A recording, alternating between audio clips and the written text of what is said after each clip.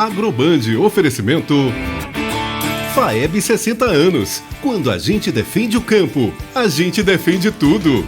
ABAPA, Associação Baiana dos Produtores de Algodão. Rota Agro Seguros, confiança para crescer com segurança, proteção para quem faz o campo acontecer. E a IBA, Associação de Agricultores Irrigantes da Bahia.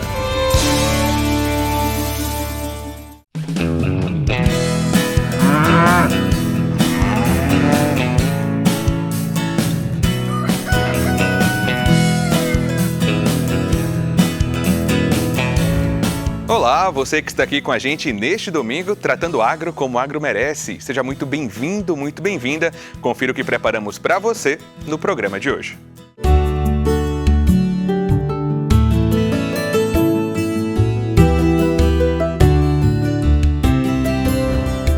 Porto de Aratu Candeias começa a diversificar as operações e entra no mercado de granéis vegetais. Em Salvador, o debate sobre a gestão da água reuniu representantes de várias regiões da Bahia. A Expo Bahia 2026 movimentou o setor do manga larga machador na capital. E a gente também conversa sobre as diferenças entre as raças de cavalos e as aptidões de cada uma. No campo e no manejo florestal, a tecnologia avança com ganhos de eficiência e produtividade. Eu sou Lucas Pacheco e acompanhe comigo a edição do Agroband deste domingo.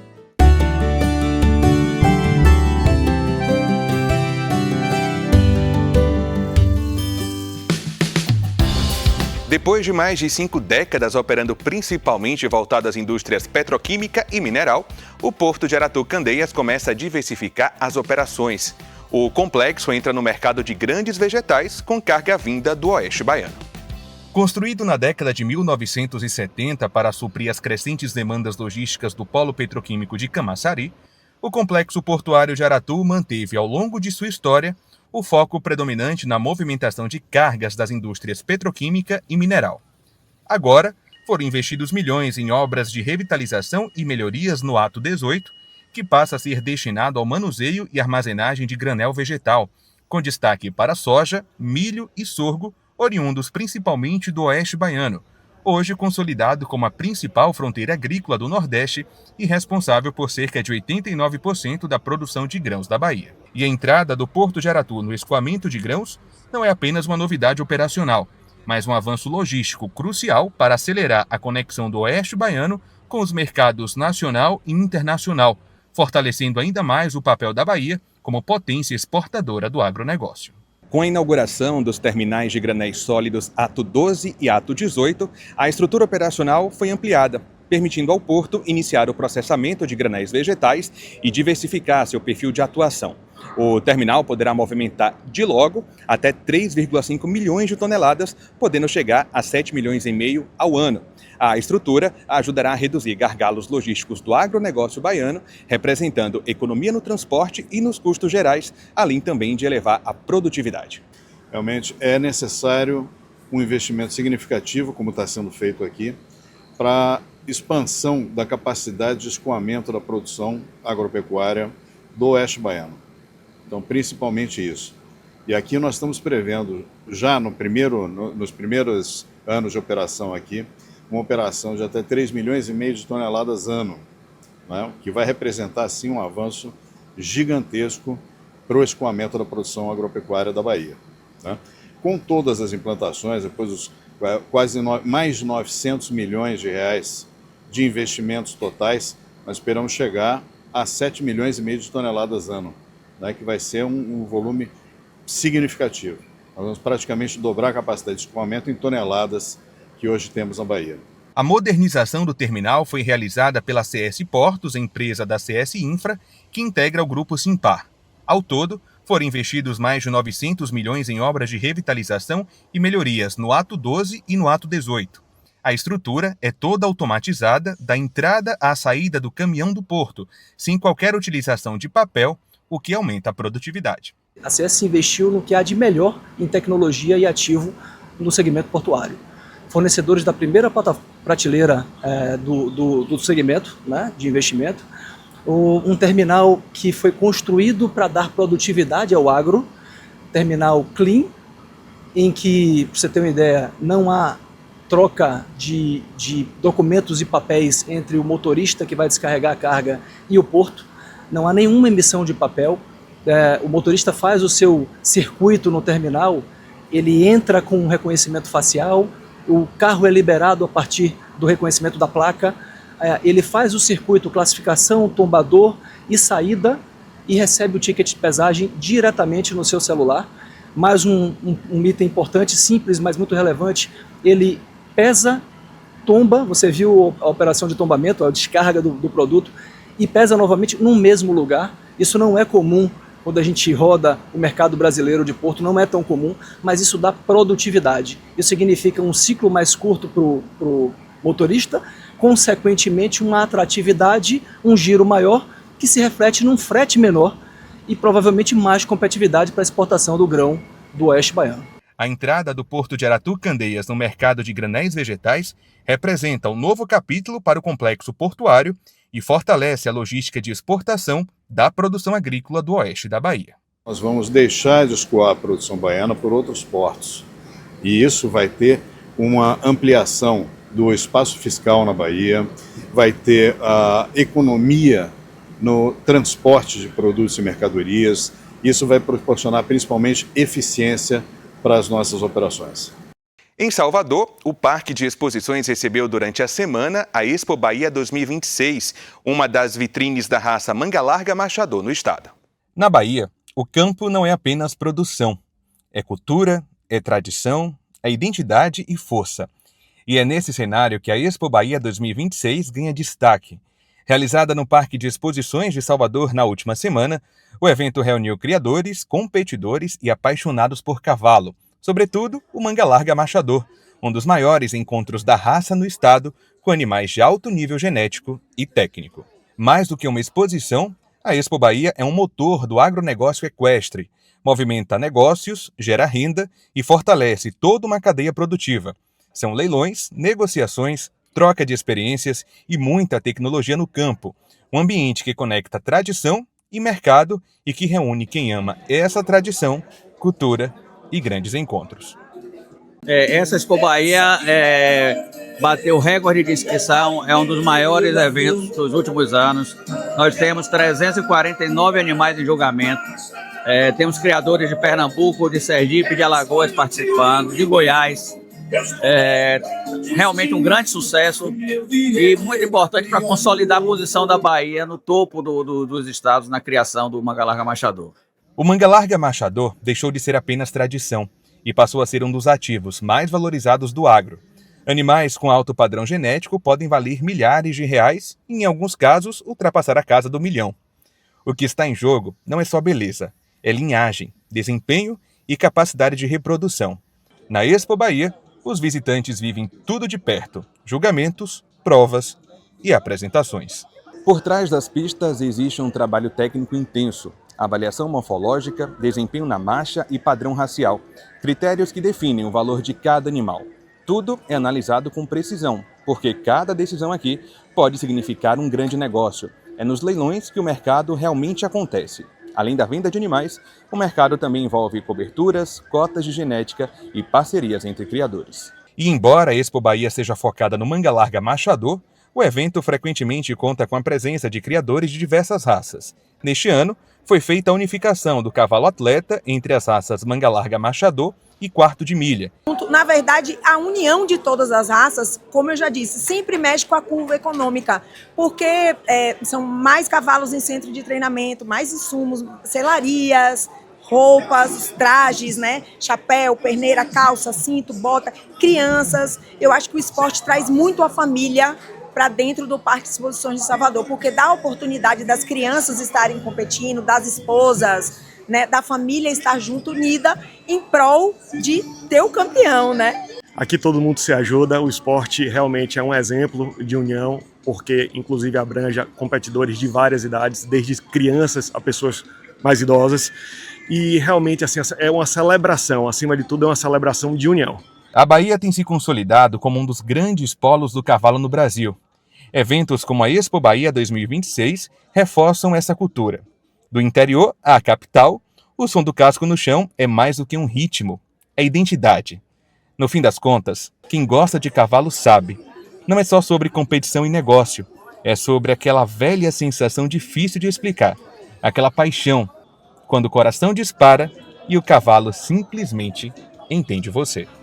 No próximo bloco, a gente volta ao universo dos cavalos para uma conversa sobre funcionalidade, aptidão e o que realmente muda de uma raça para outra. É daqui a pouco, não saia daí.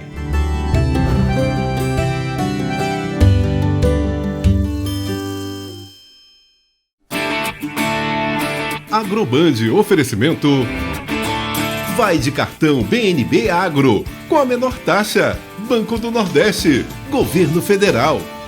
FAEB 60 anos. Quando a gente defende o campo, a gente defende tudo.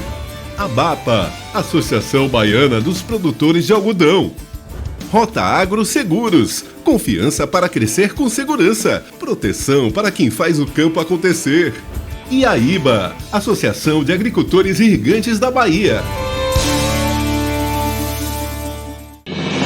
No Instituto Odontomédico Dr. Fábio Barbosa, nossos especialistas estão prontos para oferecer o melhor cuidado possível. Somos uma clínica especializada em implantes dentários e lentes de contato. Com um ambiente acolhedor e tecnologias avançadas, garantimos um atendimento de alta qualidade que atende às suas necessidades. Instituto Odontomédico Dr. Fábio Barbosa, a melhor clínica de implante da Bahia.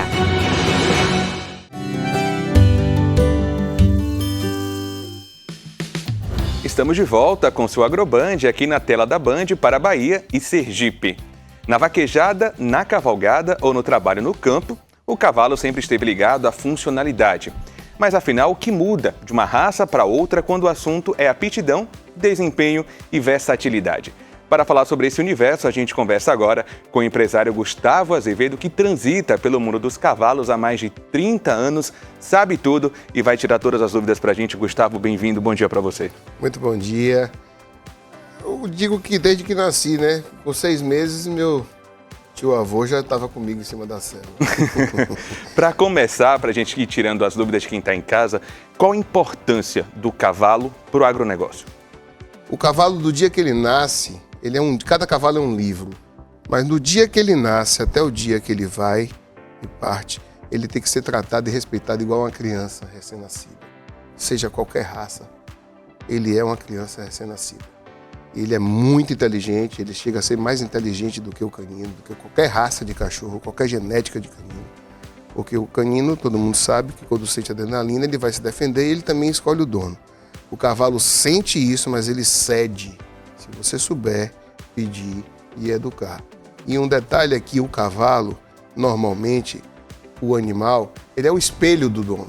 Você consegue ver o animal. Se você conhecer a pessoa, você sabe, ele reflete. Ele é muito sensível, é uma criança, eterna criança. O que é que muda de uma raça para outra quando a gente fala em cavalgada, vaquejada e trabalho no campo? Vamos conversar da seguinte forma. Você podia me fazer uma pergunta o seguinte: o que é vaqueiro? O que é cowboy? Por que as pessoas usam o nome no sul do país de cowboy? Cowboy nada mais é do que um homem de gado. O vaqueiro é diferente. Por que vaqueiro é diferente? Porque vaqueiro ele vaqueja. E vaquejar você usa até na linguagem jurídica. Você pode vaquejar um processo, você pode conduzir. Vaquejar é uma condução, certo? Então, durante a lida, durante os momentos em que a pessoa tem uma propriedade rural, ele precisa vaquejar. E ele pode vaquejar com um muá. É um muá? Um jumento, uma mula, né? Então, cavalo, independente de raça, mas nós temos aí o quadrúpede para vaquejar. Muita gente acaba escolhendo o animal pela beleza. Mas, de novo, falando da prática, o que é que deve ser levado em consideração? O que é importante? A estética ou a aptidão do animal? As duas coisas. Por quê?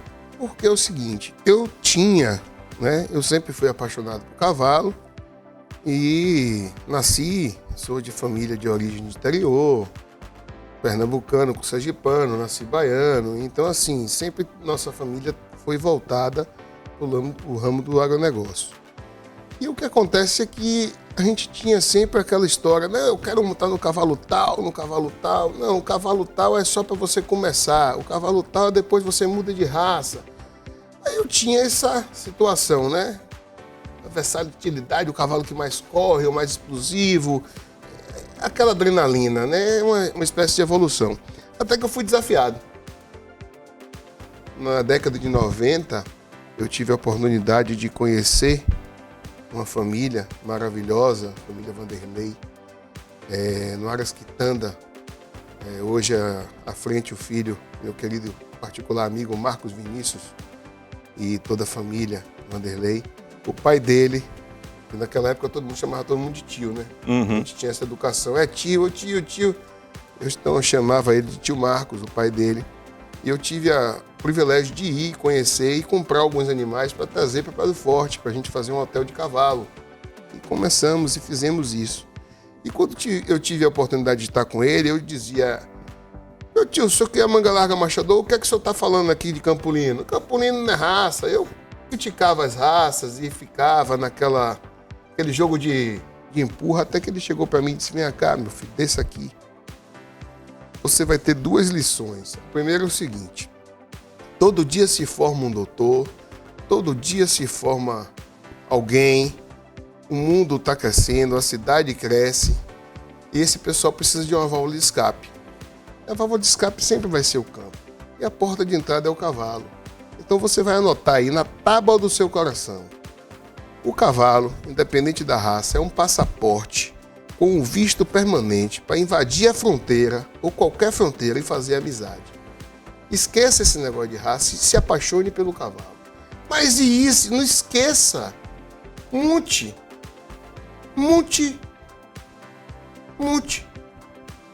E faça o que você tem que fazer. E o cavalo, você sabe dar o comando, e o cavalo vai lhe obedecer. Você não já sabe dar o comando? É muito importante isso. Fazer 2 perguntas em uma. Primeiro, quanto tempo para treinar um cavalo? E segundo, levando o que você falou do seu tio, dá para a gente dizer que existe uma raça que é mais versátil do que a outra, ou isso depende de fato do tipo de uso e do perfil do criador? O cavalo vai ser sempre versátil naquilo que você souber explorar dele.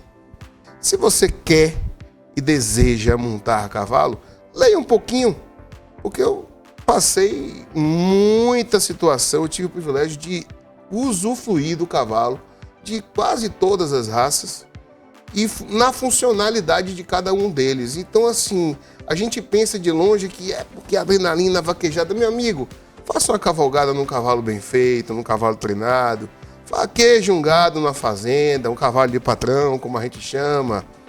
Veja aí o que é que o Brasil tem de melhor dentro disso. Você tem uma versatilidade, você tem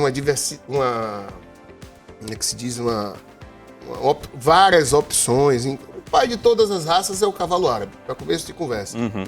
E se você vê, com todas as raças definidas, o que é genética, se você solta um cavalo num local, depois que ele está ali de trato, ele vai fazer o mesmo movimento do cavalo árabe, vai mostrar a genética dele. Ele levanta o rabo, dobra a cabeça, o que é genética do cavalo árabe. Você vê, você solta um animal, qualquer ele, um macho, uma fêmea, numa pista, um pônei, ele vai levantar a cabeça, vai dar o pinote, vai levantar o rabo. É genética, ó, aquilo vem da raiz ali, ó. Então, assim, o cavalo, ele não pode ser discriminado pela raça. Agora, Gustavo, o mercado hoje, como é que ele está? Ele dá essa valorização à funcionalidade ou ainda tem aquele apelo à estética? Não, ele dá. O mercado hoje, ele se manda, porque existe uma conquista. Você não escolhe animal. Você pode ver diversos animais, você pode ir pesquisar, mas você vai chegar um momento que você vai entender que o animal ele vai lhe escolher. O que é que explica essa paixão que é quase um vício pelo cavalo? E se você pudesse resumir a sua paixão por cavalo em uma palavra, qual seria? Amizade. Cavalo é um passaporte com visto permanente que abre qualquer porta, meu amigo, e faz amizade, independente da raça. Isso a gente tem o Clube dos 30 hoje, né, chamado. É um grupo de amigos que se reuniu na década de 90 e esse pessoal se reunia e montava cavalo corria vaquejada. E aí veio a ser o primeiro circuito amador da Bahia, do Brasil, né? Aqui na Bahia, um circuito de vaquejada. E hoje nós temos na presidência do quarto de milha, porque a vaquejada é muito importante você saber que o quarto de milhas, ele chegou e definiu, né? Antigamente via muita mistura e etc, mas o quarto de milha chegou e mostrou que na vaquejada, na rédea, no tambor, na baliza, em tudo, no run short. Queria te agradecer, Gustavo, e deixar as portas do Agroband sempre abertas. Será uma honra. Eu acho que isso, eu tenho certeza que você vai montar cavalo. E daqui a pouco, no próximo bloco, você vai ver como a tecnologia tem ajudado a ganhar eficiência no campo e no manejo florestal. Na Bahia, as janelas de plantio têm contribuído para melhorar a qualidade de mudas e também a produtividade. Não sai daí não, que a gente volta já.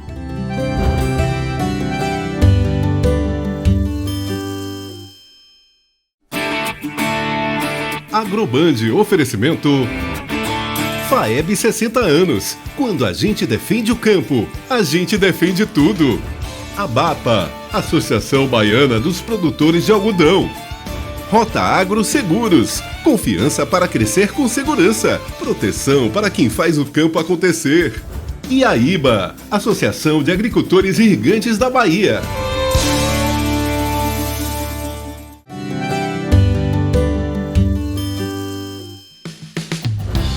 O futuro da água na Bahia passa também pelas decisões tomadas fora do campo. Em Salvador, o Fórum Baiano de Comitês e Bacias Hidrográficas reuniu representantes de várias regiões do estado para discutir a gestão de recursos hídricos e os desafios da segurança hídrica. O Fórum Baiano de Comitês de Bacias Hidrográficas realizou sua 30ª reunião plenária ordinária. O encontro aconteceu no Museu Geológico da Bahia, em Salvador. Com o tema Água e Gênero, a reunião abordou a gestão e a segurança hídricas, eventos extremos e educação ambiental e, sobretudo, gênero e equidade de gênero, em alinhamento com a campanha global da Organização das Nações Unidas, a ONU, para o Dia Mundial da Água, comemorado no dia 22 de março. A questão de gênero tem se mostrado cada vez mais relevante quando a gente fala em gestão de água. Né? A mulher, pela sua própria história, pela sua própria natureza, sempre esteve muito mais ligada à água. E tem um detalhe importantíssimo: sem a água e sem a mulher, sequer poderíamos falar da vida. Então, por si só, essa relação entre a água e a mulher já se torna importantíssimo para dentro da gestão. E quando a gente tem uma política que é toda baseada, fundamentada na participação social. Por quê? Porque a água é um bem de todos nós. Então a gente precisa que todos participem da sua gestão. E não ter a mulher participando nas mesmas condições que o homem participa desses espaços tem causado um prejuízo para a nossa política. O Fórum Baiano de Comitês de Bacias Hidrográficas, o FBC-BH, é a instância colegiada formada pelo conjunto dos comitês de bacias legalmente instituídos no âmbito do Sistema Estadual de Recursos Hídricos existentes no território do Estado da Bahia e interestadual.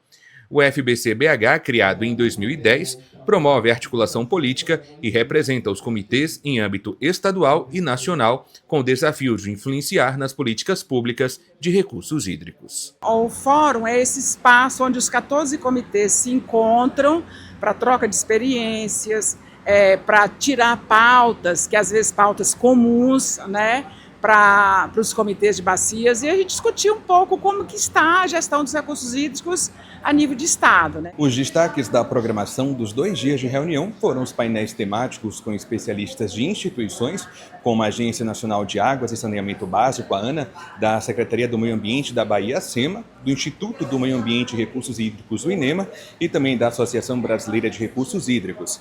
E também as discussões sobre o projeto de lei que visa criar Política Nacional de Infraestrutura Hídrica e estimula a gestão de infraestruturas hídricas, como açudes e barragens, e introduza também a cobrança pelo uso da água.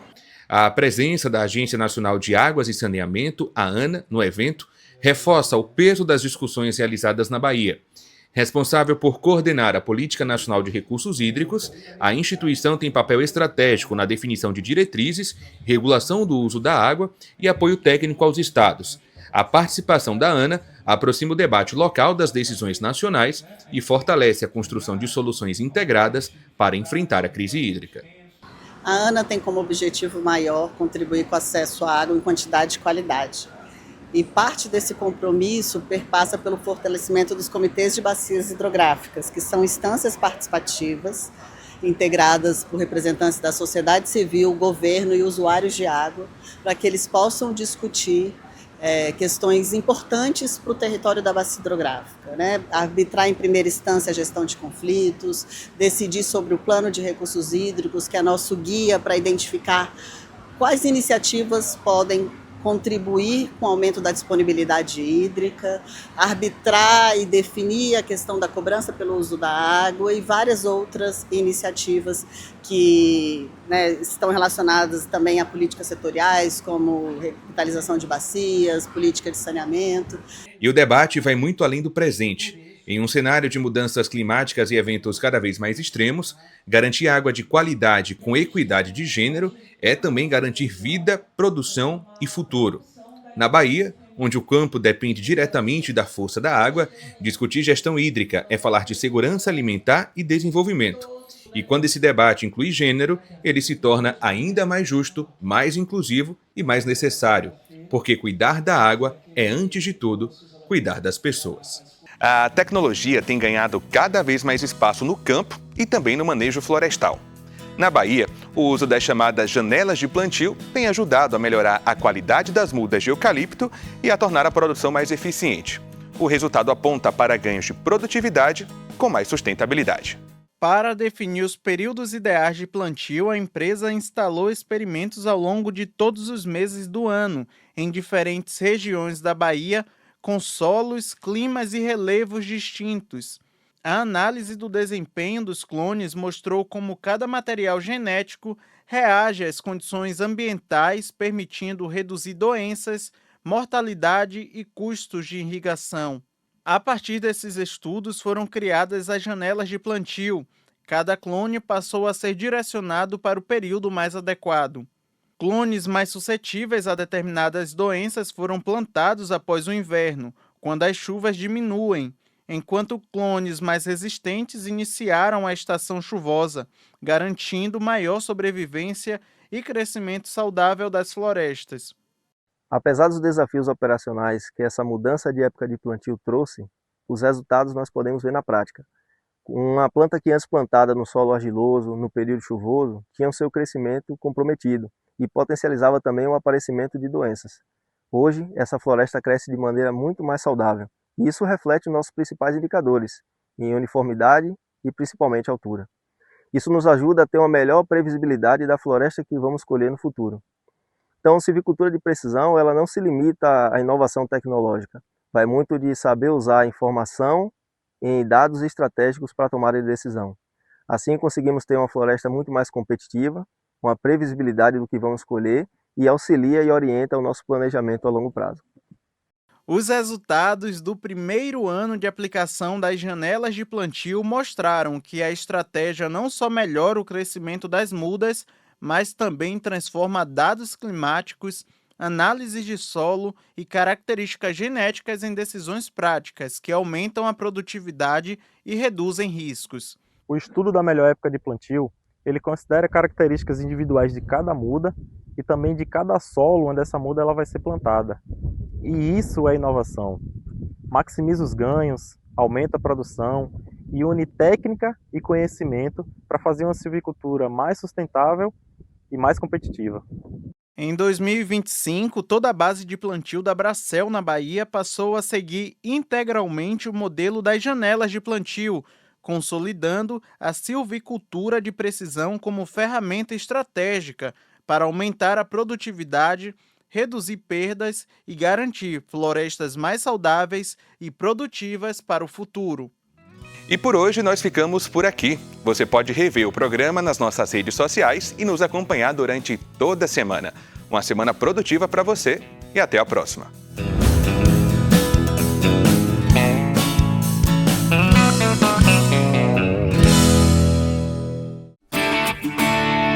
Agroband, oferecimento FAEB 60 anos. Quando a gente defende o campo, a gente defende tudo. ABAPA, Associação Baiana dos Produtores de Algodão. Rota Agro Seguros, confiança para crescer com segurança, proteção para quem faz o campo acontecer. E a IBA, Associação de Agricultores Irrigantes da Bahia.